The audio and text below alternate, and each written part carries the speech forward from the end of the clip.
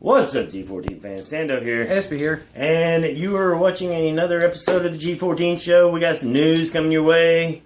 And, yeah, we pretty much said goodbye to Spreaker. We did.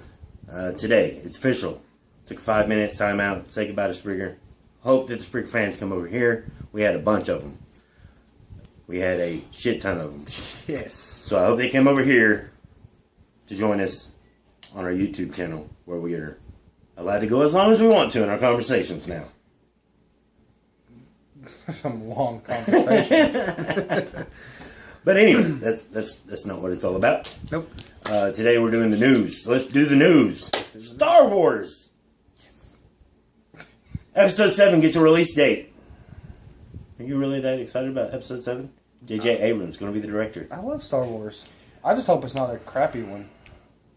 It's going to come out December 18th, 2015. Alright. Yay! Alright. Star Wars Episode 7. So, get ready for that. You know what? I might even dress up and go to the premiere. You going to cosplay? I might. I'm definitely going to YouTube that. I just might. Wow. Just might. Who are you going to cosplay as that? I don't know. Interesting. Just depends on how it falls. Let's talk about Xbox One. Yay! Woo! Except for the fact that when you get it on day one, you will have to update this huge patch because it will be able to do nothing straight out of the box. Absolutely nothing. Absolutely nothing. Say it again. Nothing. Yeah. Not even play disc-based games. It's kind of depressing if you think about it. Absolutely. Nothing. PlayStation 4 has a similar day one launch, except it will be able to play games right out of the box. But it won't be able to do much else. That's pretty. That's like a very stab to the customers for both consoles. Yeah. Oh, by the way, you're spending $500 on this. Your PS4, PS4, you gotta patch it. You're sharing cross XMB. All that stuff's not going to work. Yeah. You'll be able to play the games, but not access your yeah. apps. And so both consoles got this huge day one update right out of the box. Xbox One just a bit worse Then PlayStation. than the Sony, but they both are screwed. Yeah. Kind of. Yeah, pretty much. All right, so. But what else about Xbox One versus PlayStation 4? If you're wondering, Xbox One right now with its Polygon cloud servers are having problems with backwards compatibility of repurchasing your downloaded games through the cloud services. Whereas the Gaikai PlayStation network has promised and proven that it does work, and you will be able to buy the PlayStation Legacy titles and play them on your PS4. Awesome. But Xbox One's still having problems with that right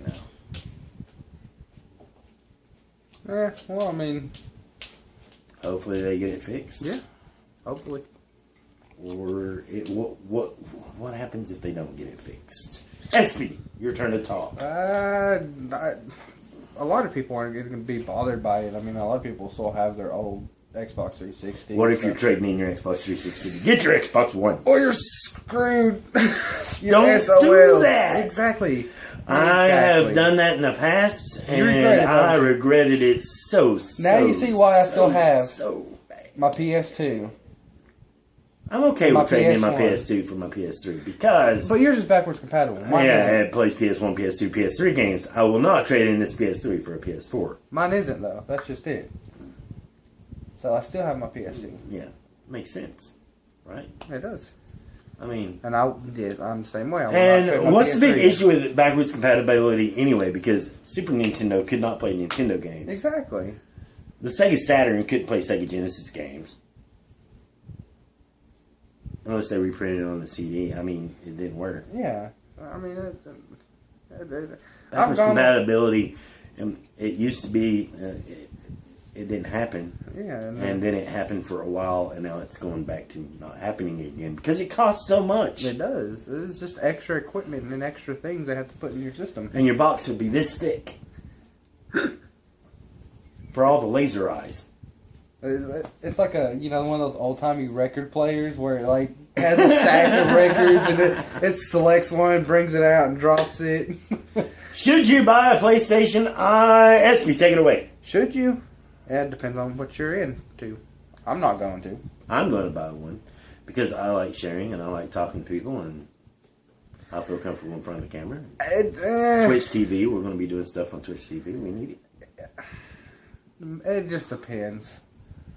I might eventually, but then again, I might not. I don't know. Because there are some times where I do some pretty crazy shit on some games. And like, dude, I don't want people to see that. And then I'm like, oh wait, there's no camera there. And then you can't do it. We don't have to have the camera to share it.